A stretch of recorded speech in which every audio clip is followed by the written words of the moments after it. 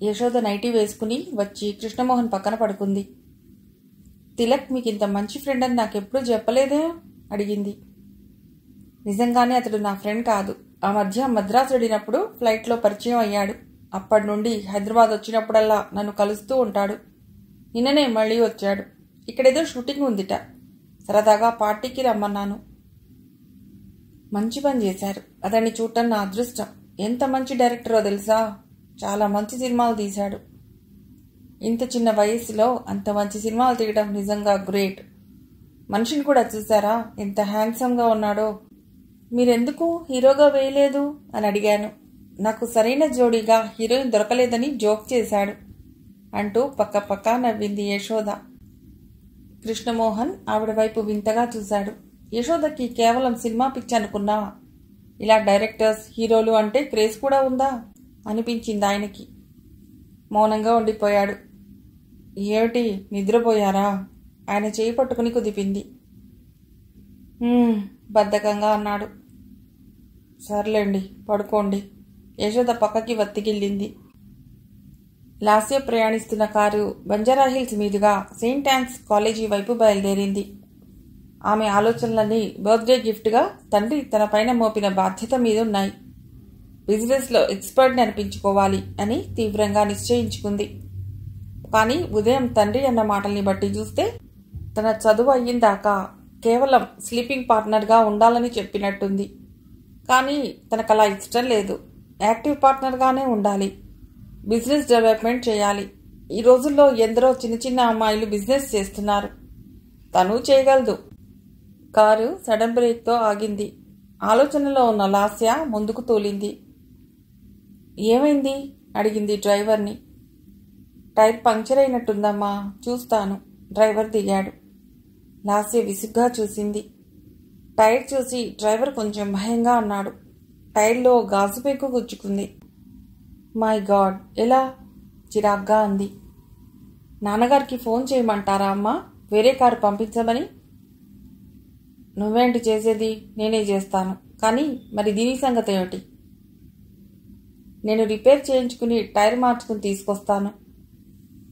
Lasya hand బ్యాగ్లోంచి cell phone తీసి కృష్ణమోహన్కి phone చేసింది. Daddy, car puncture అయింది. నేను బంజారాహిల్స్కి మెహదీపట్నానికి మధ్యలో ఉన్నాను. వేరే కారు పంపించండి. అవతల నుండి కృష్ణమోహన్ స్వరం వినిపించింది. మమ్మీ కారు రిపేర్కి ఇచ్చింది. మారుతి కారు తీసుకెళ్ళిందిరా. నా కారు పంపిస్తాను, కానీ అరగంట పడుతుంది. పర్వాలేదా? ఎలా డాడీ? అప్పటి వరకు నేను ఇక్కడ రోడ్డు మీద ఎలా ఉండను? ఆమె మాట పూర్తి కాకుండానే ఆమె కారు పక్కన ఓ కారు ఆగింది. గ్లాస్ విండో తెరిచి తిలక్ తల బయటికి పెట్టాడు. హలో లాస్య. లాస్య చటుక్కున తండ్రితో మాట్లాడటం ఆపేసి అతడి వైపు చూసింది. ఆమె కళ్ళు మెరిశాయి. తండ్రితో గబగబా చెప్పింది. డాడీ, తిలక్ గారు వచ్చారు. డోంట్ వరీ, కారు అవసరం లేదు అంటూ ఫోన్ కట్ చేసింది. ఏమిటి, కారు ట్రబులా అడిగాడు. లాస్య బ్యాగ్ తీసుకుని కారు దిగుతూ అవునండి, పంక్చర్ అయింది అంది. తిలక్ డోర్ తెరిచాడు. లాస్య అతడి పక్కనే కూర్చుంది. తిలక్ కార్ స్టార్ట్ చేశాడు. ఎక్కడికి అడిగాడు. కాలేజీకి. వెళ్ళాలా? తప్పదా? అతడిలా అడగటంతో అయోమయంగా చూసింది. అదేమిటి? అదేం ప్రశ్న? కాలేజీకి వెళ్ళాలా అని అడుగుతాడే? అన్నట్టు ఇవాళ పెద్దగా ఇంపార్టెంట్ క్లాసులు లేకపోతే మా పిక్చర్ షూటింగ్కి రావచ్చుగా. షూటింగా? ఆసక్తిగా చూసింది. తనెప్పుడూ షూటింగ్ చూడలేదు.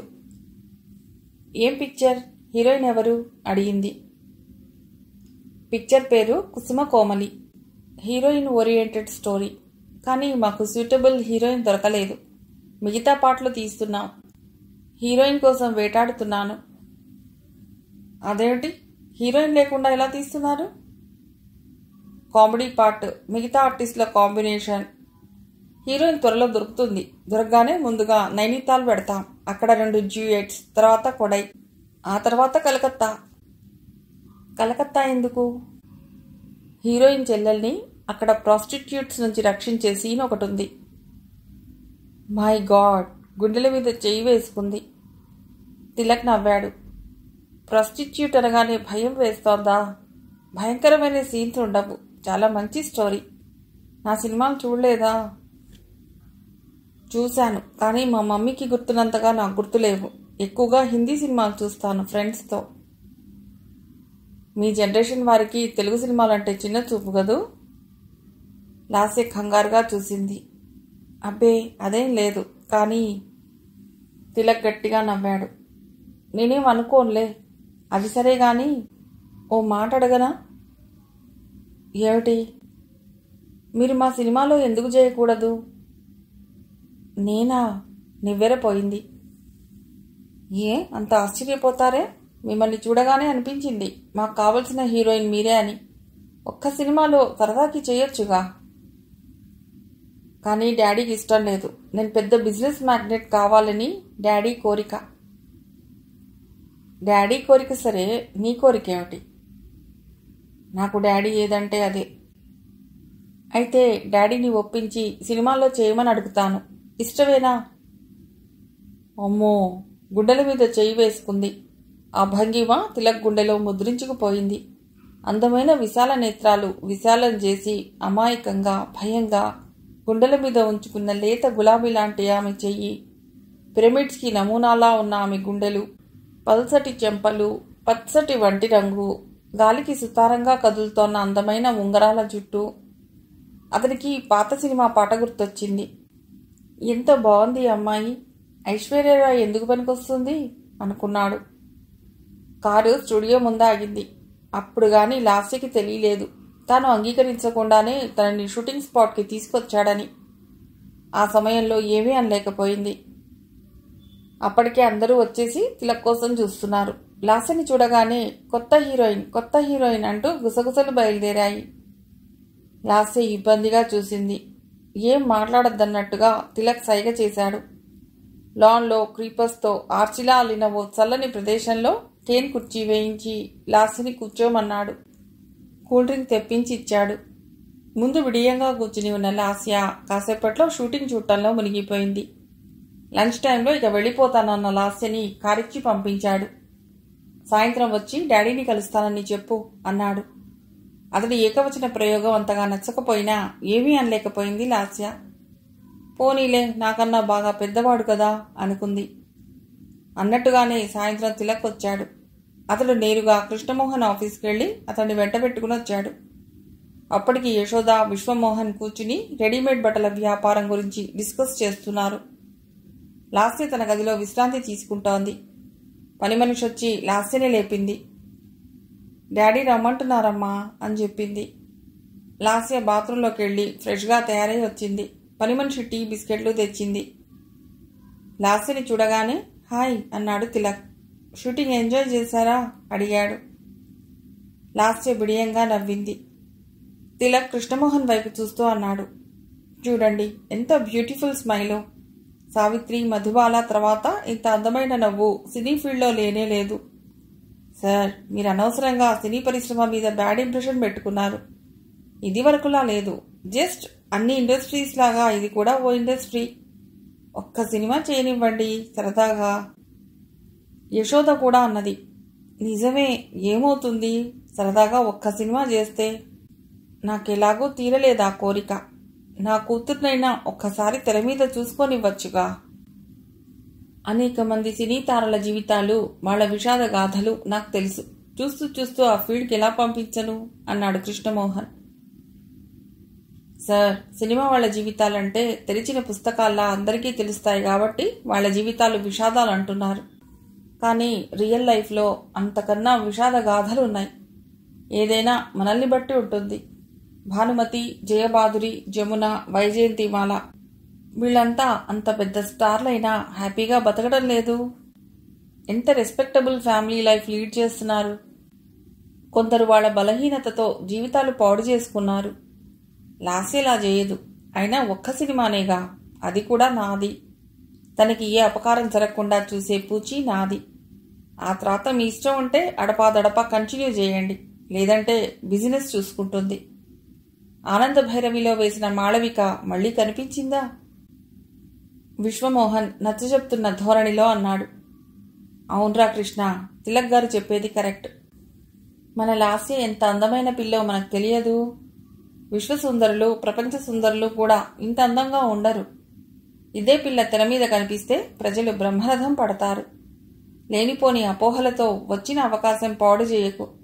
సరదాగా చేయని. ఏమ్మా లాస్య, నీకిష్టమేనా? అడిగాడు లాస్యని. లాస్య మాట్లాడలేదు. నిజానికి లాస్య కూడా ఇంతకాలం లేని ఆలోచన ఒకటి ఇవాళే మనసులోకి వచ్చింది. నిజంగానే ఒక్క సినిమాలో ఎందుకు నటించకూడదు? తను ఎలా ఉంటుందో తెర మీద ఒక్కసారి చూసుకోవాలి. తిలక్ అన్నట్టు తన నవ్వు, తన కళ్ళు అంత బాగుంటాయా? కానీ డాడీ ఏమంటారో? కృష్ణమోహన్ లాస్య వైపు కుతూహలంగా చూశాడు. లాస్య తలదించుకుని ఉంది. దానికి మాత్రం సరదా ఉండదా ఏం? అయినా ఈ రోజుల్లో ఎందరో అమ్మాయిలు టీవీ సీరియల్స్లో చేస్తూ నటనని వృత్తిగా తీసుకోవటం లేదు. అలా చేయకపోయినా లాస్యకి టాలెంట్ ఉంది. అవకాశం వచ్చింది, సరదాగా ఒకటి చేయనివ్వండి. మనం అలా నిలదీస్తే అది మాత్రం ఏం సమాధానం చెబుతుంది? అన్నది యశోద కూతురి మనసులో మాట గ్రహించినట్టుగా. ఏమా, నీ అభిప్రాయం ఏమిటి? అడిగాడు కృష్ణమోహన్. మీకిష్టమైతే ఒక్కటి చేస్తాను డాడీ. నిజంగానే ఆయన ఆ సమాధానం ఆశించలేదు. ఒక్కసారి షాక్ తగిలినట్టయింది. తిలక్ ఆ అవకాశం వదలదలుచుకోలేదు. ఒప్పుకోండి సార్ అంటూ ఒత్తిడి చేయసాగాడు. విశ్వమోహన్ కూడా 4-5 సార్లు చెప్పడంతో అయిష్టంగానే ఒక్క సినిమా చేయటానికి ఓకే అన్నాడాయన. లాస్యతో సహా అందరూ సంతోషించారు. మర్నాడే లాస్య తిలక్తో చెన్నై ప్రయాణం అయింది. అటు నుండి నైనీతాల్, కొడై వగైరా పెడతామని ముందే చెప్పాడు తిలక్. అడ్వాన్స్గా 2 లక్షలు ఇచ్చారు. లాస్యకి చాలా గర్వంగా అనిపించింది. 2 లక్షలు తన సంపాదన అనుకుంటే తమాషాగా అనిపించింది. అంతకుముందు ఆమె చేత్తో లక్షలకి లక్షలు ఖర్చు చేసి ఉండవచ్చుగాక. కానీ అది తండ్రి ఇచ్చిన డబ్బు. ఇది తన సొంతం. చెక్కు తండ్రికిచ్చి డిపాజిట్ చేయమని చెప్పింది. వాళ్ళకి సెండ్ ఆఫ్ ఇవ్వటానికి విమానాశ్రయానికి వెళ్లిన కృష్ణమోహన్ కొంచెం భారమైన మనస్సుతో వీడ్కోలు చెబితే యశోద సంతోషంగా చెయ్యి ఊపింది.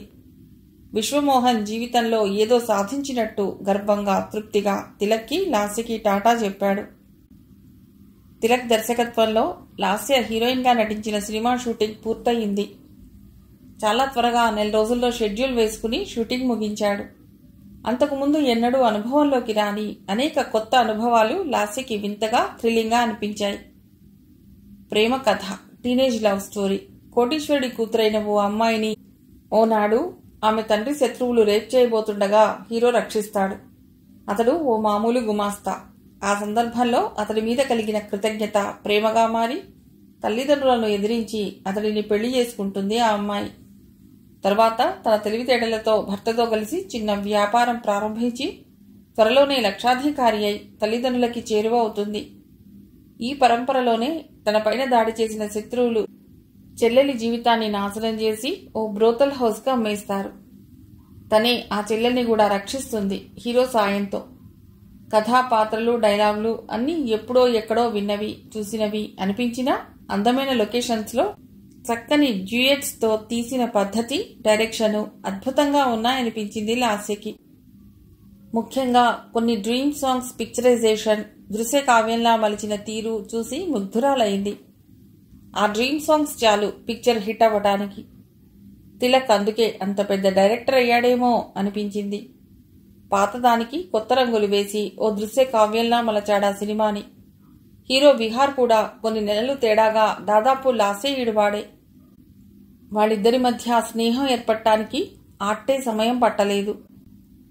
షూటింగ్ ప్రారంభమైన 2 రోజుల్లో ఇద్దరూ మంచి స్నేహితులయ్యారు. ఇద్దరు చదువుకున్న వాళ్ళు, ఆధునిక భావాలున్నవాళ్లు ఒక కారణం అయితే వయస్సు మరో కారణం. కోఎడ్యుకేషన్ కాలేజీలో చదవటం వలన ఒకరంటే ఒకరికి బెరుకు, మొహమాటం కూడా లేకుండా పోయాయి. చూడగానే ఎంత అందమైన జంట అనిపించేలా ఉన్న కాంబినేషన్ కూడా సినిమా హిట్ అవ్వటానికి ఒక ప్లస్ పాయింట్ అయింది. ప్రెస్తో పాటుగా కృష్ణమోహన్, యశోదలకు కూడా ప్రివ్యూ చూపించాడు తిలక్. కూతుర్ని తెర మీద చూసిన యశోద ఆనందానికి హద్దులు లేకుండా పోయాయి. తన కూతుర్లో ఇంత టాలెంట్ ఉందా, ఇంత అందం ఉందా అని కృష్ణమోహన్ ఆశ్చర్యపోయాడు. పేపర్లు ఆ సినిమా గురించి, హీరో హీరోయిన్ల గురించి ఎంతో పొగిడాయి. లాస్య నటించిన తొలి సినిమా సూపర్ డూపర్ హిట్ అయ్యింది. షూటింగ్ మధ్యలో ఉండగానే రషెస్ చూసిన వాళ్లు చాలామంది వారి తదుపరి చిత్రాల్లో హీరోయిన్గా నటించడానికి లాస్య కాల్ షీట్స్ కోసం ఆమె కోసం పడిగాపులు మొదలెట్టారు. ఒక్క సినిమా మాత్రమే తను చేయాలనుకున్నానని, సినిమాల్లో స్థిరపడాలని తనకు లేదని లాస్య ఎంతగా చెప్పినా ఎవ్వరూ ఆమె మాట వినలేదు. అద్భుతమైన అందం, చక్కని నటన, హావభావ ప్రదర్శన ఉన్న లాస్య లాంటి అమ్మాయి ఇండస్ట్రీకి దూరంగా ఉండటం అంటే చిత్రసీమని అన్యాయం చేయటమని లాస్య, సావిత్రిని, మీనాకుమారి, మధుబాల లాంటి మహా నటీమణుల కొరత తీర్చడానికి వచ్చిందని బలవంతం చేయసాగారు. తిలక్ కూడా ఇంత టాలెంట్ ఉంచుకుని తెరకి దూరం కావద్దని నచ్చజెప్పాడు.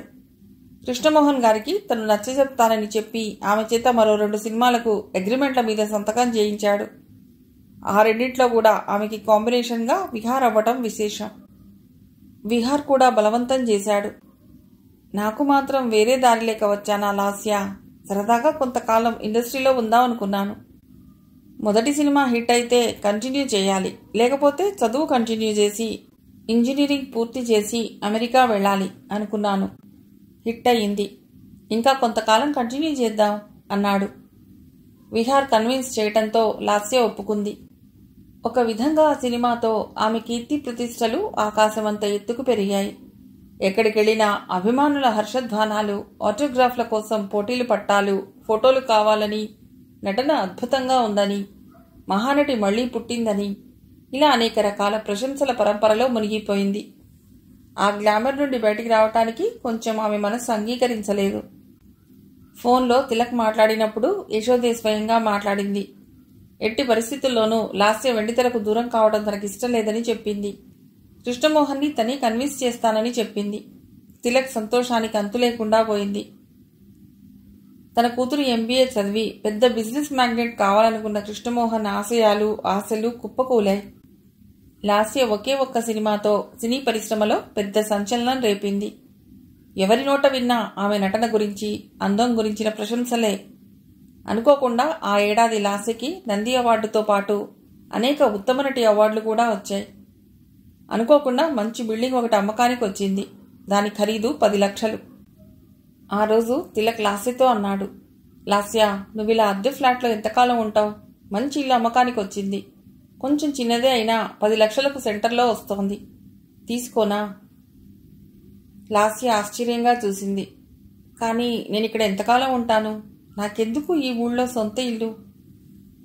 ఎంతకాలం ఉన్నా ఉన్నంతకాలం సొంత ఇంట్లో ఉంటావు. లేదంటే అది నీకు గెస్ట్ హౌస్గా ఉండిపోతుంది. ఎప్పుడన్నా చెన్నై వచ్చినా అక్కడ ఉండొచ్చు. డబ్బు వృధా చేయకుండా ప్రాపర్టీ కొన్నట్టు అవుతుంది. నాన్నగారు కూడా ఏమీ అనరు. అతడన్నది నిజమే అనిపించింది. అవును, ఇల్లు దొంగలెత్తుకెళ్లేది కాదు కదా. తిలక్ అన్నట్టు 10 లక్షలు క్యాష్ రెడీగా ఉంది. తనకేం ఖర్చులున్నాయి? తను వేసుకునే బట్టల దగ్గర నుండి ఇండస్ట్రీ ఏర్పాటు చేస్తోంది. బట్టల కంపెనీ వాళ్లు స్పాన్సర్ చేస్తామని వచ్చారు.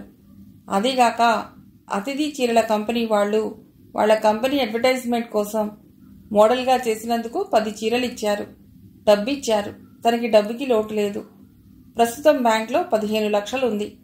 10 లక్షలతో ఇల్లు తీసుకున్నా మరో 2 సినిమాలకి ఎలాగో సంతకం చేయవలసి వస్తుంది. వాళ్లు బలవంతం చేస్తున్నారు. నగల వ్యాపారులు మోడల్గా అడుగుతున్నారు. ఇల్లుంటే భవిష్యత్తులో ఇక్కడ ఏదన్నా వ్యాపారం కూడా చేయవచ్చు. నాన్నగారు కూడా ఏమీ అనరు. లాస్య ఇక ఆలోచించలేదు. తిలక్ మర్నాడే ఆమె పేరుతో ఆ ఇల్లు కొని రిజిస్టర్ చేయించాడు. వంట చేయటానికి, ఇల్లు చూసుకోవటానికి, లాస్యని చూసుకోవటానికి కమలమ్మ అనే ఓ వితంతువుని పనికి కుదిర్చాడు. ఆమె అకౌంట్స్, ఇన్కమ్ ట్యాక్స్ చూడటానికి అకౌంటెంట్ నారాయణని, చిన్న చిన్న పనులకు పనికుర్రవాడు రాజుని, కార్ డ్రైవర్ని, వాచ్మెన్గా బల్వీర్ని అపాయింట్ చేశాడు. ఆమె కాల్ షీట్లు చూడటానికి, అభిమానుల ఉత్తరాలకు సమాధానాలు ఇవ్వటానికి ఒక పిఏని కూడా అపాయింట్ చేస్తానన్నాడు. కానీ లాస్య వద్దంది. నెమ్మదిగా లాస్య బిజీ స్టార్ అయ్యింది. టాలీవుడ్లో ఆమె నెంబర్ 1 హీరోయిన్. ఇప్పుడు ఆమెకి తన భవిష్యత్తు పట్ల మరో నిర్ణయానికి రావాలన్న ఆలోచనకు సమయం కూడా దొరకనంత బిజీ అయిపోయింది. కూతురు హఠాత్తుగా ఉన్నత స్థానంలోకి ఎదగటం యశోదకి గర్భకారణమైతే కృష్ణమోహన్కి గుండె మంట అయింది. ఆయనకి తన కూతురు ఎదగాలని ఉన్నా అది ఇలా కాదని ఆయన అభిప్రాయం. బాగా చదువుకుని మంచి వ్యాపారవేత్తగా ఎదగాలి. మహిళా ప్రపంచంలో మహారాణి కావాలి. అందుకే ఆయనకి లాస్య సినీతారగా కీర్తి సంపాదించటం నచ్చలేదు. వెంటనే తిరిగి వచ్చేయమని చాలాసార్లు ఫోన్ చేశాడు. ఇంటికి ఫోన్ చేస్తే షూటింగ్ వెళ్ళిందని చెప్పేవాళ్ళు. మొబైల్కి చేస్తే తిలక్ మాట్లాడి, సారీ సార్, షార్ట్లో ఉంది, పూర్తి కాగానే మాట్లాడమంటాను అంటూ ఫోన్ పెట్టేసేవాడు. రాత్రికి చేస్తే లాస్య నిద్రమత్తుతో మాట్లాడేది.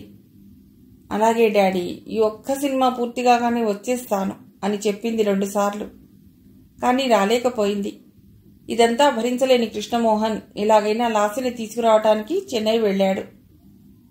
తిలక్ ఆయనకి లాస్య పొజిషన్ ఎంత గొప్పగా ఉందో, ఆమె కాల్ షీట్స్ కోసం నిర్మాతలు ఎంతగా పడిగాపులు కాస్తున్నారో వివరించి, సార్ ఏదైతే ఏం, లాస్య బిజినెస్ చేసి డబ్బు సంపాదించాలనుకున్నారు, అంతకన్నా ఎక్కువ సంపాదిస్తుంది ఇప్పుడు, మీరెందుకు ఇంతగా వరి అవుతున్నారో నాకు అర్థం కావటం లేదు అన్నాడు. లాస్య కూడా తిరిగి రావటానికి అంతగా ఆసక్తి చూపించకపోవడంతో ఆయన నిరాశ చెందాడు. పైగా ఆమె ఎంత బిజీగా ఉందంటే తండ్రితో కాసేపు తీరుబడిగా మనసు విప్పి మాట్లాడటానికి కూడా సమయం లేనంత బిజీగా ఉండటంతో కుంగిపోయాడు కృష్ణమోహన్. ఏదైతే జరగకూడదని అనుకున్నాడో అది జరిగింది. దీన్ని విధిరాతనాలా, స్వయంకృతమనాలా? ఎందుకిలా జరిగింది? లాస్య ఎందుకు దారి తప్పుతోంది? కోటీశ్వరుడి ఏకైక కుమార్తె ఈ గ్లామర్ ప్రపంచానికి ఇంతగా ప్రభావితురాలు కావటం మంచిగా చెడుకా? ఆయనకి ఏం అర్థం కాలేదు. మొదటి నుండి ఆయనకి సినీ ఫీల్డ్ అంటే ఏవగింపు, భయం. అలాంటిది తన కూతురే ఆ ప్రపంచంలోకి వెళ్ళింది. అక్కడే బతుకుతానంటోంది. మంచి వ్యాపారవేత్తగా, ఓ గొప్ప వ్యక్తికి భార్యగా, ఎంతో అపురూపంగా, అద్భుతంగా ఉండవలసిన లాస్య భవిష్యత్తు ఏం కాబోతోంది? తాను అనవసరంగా తిలక్ని బర్త్డే పార్టీకి ఆహ్వానించి తప్పు చేశానని బాధపడసాగాడు. అసలు ఈ తిలక్ ఎందుకు పరిచయం అయినాడో, ఎవరినీ ఎక్కువగా దగ్గరికి రానివ్వని తాను తిలక్ని ఎందుకు దగ్గరికి రానిచ్చాడు? ఎందుకు అతడిని నమ్మాడు? లాస్యలా మారిపోవటానికి తిలక్ కారణమా? ఆమెని అంతగా ప్రభావితం చేశాడా తిలక్? లాస్య తిలక్ని ప్రేమిస్తోందా? అతడిని విడిచి రాలేక ఇక్కడే సెటిల్ అవ్వాలని అనుకుంటోందా? పోనీ పెళ్లి చేస్తే ఇద్దరికి? తిలక్ మామూలు వ్యక్తి కాదు, అతడు కోటీశ్వరుడే. లాస్య ఎలాగూ ఈ ఫీల్డ్ ఎంచుకుంది కాబట్టి ఒకరికొకరు తోడుగా ఒకే ఫీల్డ్లో ఉంటారు. ఆ ఆలోచన రావటమే తడువుగా ఆయన తిలక్ని ఏకాంతంగా కలుసుకుని మాట్లాడాడు. తిలక్, లాస్యకి సినిమా పిచ్చి ఇంతగా ఉందని నేను ఊహించలేదు అన్నాడు ఆయన ముందుగా. తిలక్ నవ్వాడు. పిచ్చి కాదు సార్, ప్రతిభ. మీ దృష్టికి రాని ఓ అద్భుతమైన ఆర్టిస్ట్ లాస్యలో అంతర్గతంగా దాగి ఉంది. ఆ ఆర్టిస్ట్ను నేను గుర్తించాను, వెలుగులోకి తీసుకొచ్చాను. కళ అనేది తీరని దాహం లాంటిది. తన ప్రతిభా పాటవాలు నలుగురు గుర్తించి అభినందిస్తోంటే ఆ అభినందనల జల్లులోంచి బయటికి రావటం కళాకారులకు అంత సులభం కాదు. అభిమానుల ప్రశంసలు కళాకారులకు టానిక్లా పనిచేస్తాయి. ఆ టానిక్ యొక్క పవర్ ఓ జీవితకాలం ఉంటుంది. అయినా మీరెందుకు ఇంతగా బాధపడుతున్నారో నాకు అర్థం కావటం లేదు. సపోజ్ లాస్య ఏదన్నా కంపెనీలో పెద్ద ఎగ్జిక్యూటివ్గా ఉద్యోగం చేస్తే వద్దంటారా? అది వేరు తిలక్. కాదు సార్, అన్నీ ఒకటే. ఇది వృత్తే, ఎంతో పవర్ఫుల్ ప్రొఫెషన్. ఇక్కడ డబ్బు, కీర్తి అన్నీ ఉన్నాయి. ఆయన నిట్టూర్చాడు. సరేలే, నేను కాదంటే లాస్య నాతో రాదుగా. తనకి ఏది ఇష్టమో అదే చేస్తాను. కానీ ఈ గ్లామర్ ప్రభావం చెడుగా పరిణమించకుండా తండ్రిగా నా ప్రయత్నం నేను చేయాలనుకుంటున్నాను. ఏమిటది చెప్పండి? కొన్ని క్షణాలు ఆగి అన్నాడు ఆయన. లాస్యకి పెళ్లి చేయాలనుకుంటున్నాను. నో, అలాంటి పని చేయకండి. ఇప్పుడే పైకి వస్తోంది. హీరోయిన్స్కి పెళ్లితో డిమాండ్ పడిపోతుంది. కానీ పెళ్లి చేయకపోతే ఈ ఫీల్డ్లో గౌరవంగా నెగ్గుకు రావటం ఎంత కష్టమో అర్థం కాదే మీకు? అబ్బా, మళ్ళీ ఇదే మాట అంటారేం? కాలం మారిపోయింది. నటనని వృత్తిగా స్వీకరించడం మామూలయ్యింది. లాస్య గౌరవానికి లోటేం లేదు. నేనున్నాను. పోనీ తనని పెళ్లి చేసుకోవటం నీకు ఇష్టమేనా? వాట్? తిలక్ గట్టిగా నవ్వాడు. ఎంత చిత్రమైన ఆలోచన సార్ మీది. మీరు నాకు గురుతుల్యులు. గురువుగారి కూతురు చెల్లెలు లాంటిది అవుతుంది గాని భార్య కాగలదా? అయినా ఈ ఆలోచన మీకెందుకు వచ్చింది? ఈ ఫీల్డ్లో తను జాగ్రత్తగా ఉండాలంటే సెక్యూరిటీ ఉండాలి. నువ్వు కూడా ఇదే ఫీల్డ్లో ఉన్నావు కాబట్టి మీ ఇద్దరికీ పెళ్లి చేస్తే తన మంచి చెడ్డలు నువ్వు చూసుకుంటావని నా ఆశ. ఇప్పుడు మాత్రం నేను చూసుకోనా? అందుకు పెళ్ళే మార్గమా? దయచేసి ఇంకెప్పుడు అలా ఆలోచించకండి. ముందు లెట్ హర్ సెటిల్ హియర్, తర్వాత పెళ్లి సంగతి ఆలోచిద్దాం. చూడండి, లాస్య భారం నాది. మీ అమ్మాయికి ఏ అపకారం జరగకుండా చూసే బాధ్యత నాది. ఎప్పుడు చేయాలో అప్పుడు మంచి సంబంధం చూసి నేను చేస్తాను తన పెళ్లి, సరేనా? మీరిక అనవసరమైన ఆలోచనలు మానేసి వెళ్ళి మీ పని చూసుకోండి. తిలక్ మాటలు ఆయనకు ఆ క్షణంలో కొంత ఊరటని, సెక్యూరిటీ ఫీలింగ్ని కలిగించాయి. ఒక విధమైన నిశ్చింతతో హైదరాబాద్ తిరుగు ప్రయాణం అయ్యాడు. హైదరాబాద్ చేరగానే ముందుగా లాస్య పేరున రాసిన మోహిని టెక్స్టైల్స్కి విశ్వమోహన్ని ఇన్ఛార్జిగా పెట్టాడు. విశ్వమోహన్ కోరిక నెరవేరింది. ఆయనకి 100% తెలుసు, టెక్స్టైల్స్ వ్యాపారం బాగా అభివృద్ధి చేయాలని కృష్ణమోహన్ సంకల్పం. చాలా కాలంగా అందుకోసం ఆయన ప్లాన్ చేస్తున్నాడు.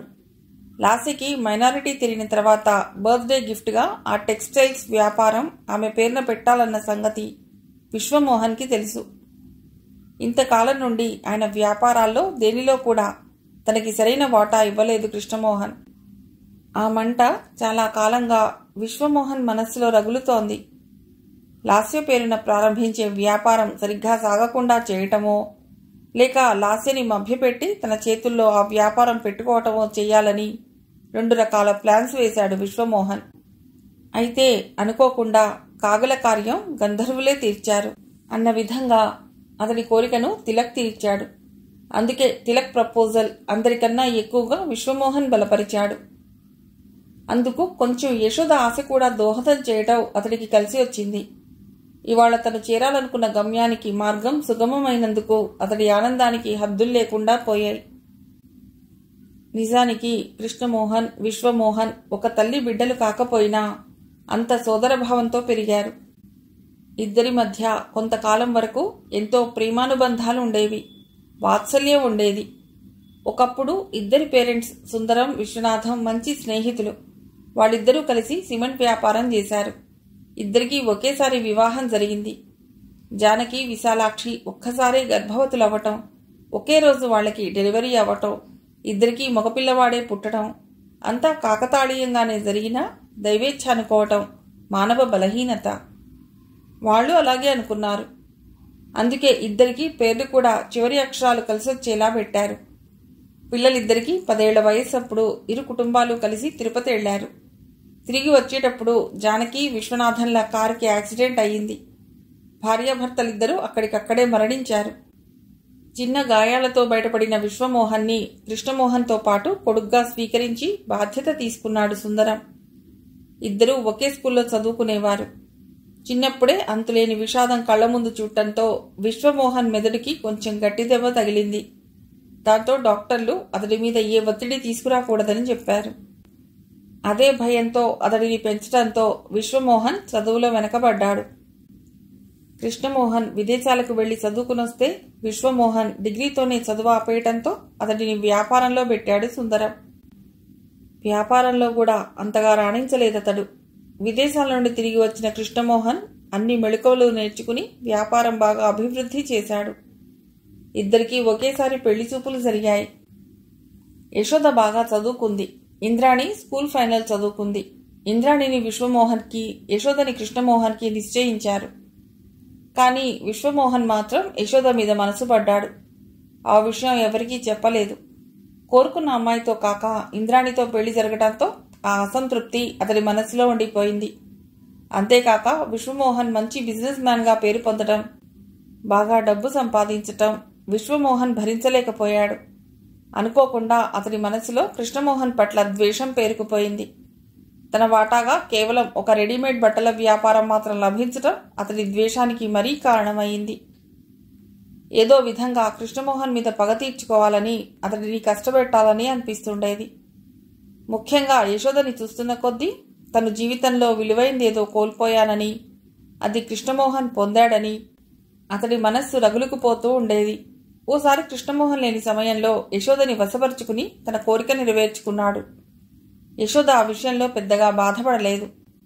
కృష్ణమోహన్కి జరిగిన సంగతి చెప్పలేదు. అలాగని విశ్వమోహన్ని ద్వేషించలేదు. దానికి కారణం యశోద చాలా ఆధునిక భావాలున్న స్త్రీ, స్వేచ్ఛ స్వాతంత్రాలు కోరుకునే మహిళ. శీలం, పవిత్రత వంటి పదాల పట్ల అంతగా నమ్మకం లేని వనిత ఏదో క్షణికావేశంలో జరిగిన సంఘటనగా ఈజీగా తీసుకుని మర్చిపోయింది. కానీ ఆ విషయం కృష్ణమోహన్కి తెలిసిపోయింది. తన మంచం మీద తలగడి కింద విశ్వమోహన్ సిగరెట్ లైటర్ చూడటంతో అతడు షాక్ తిన్నాడు. అది అక్కడికెలా వచ్చింది అని భార్యను అడగలేదు.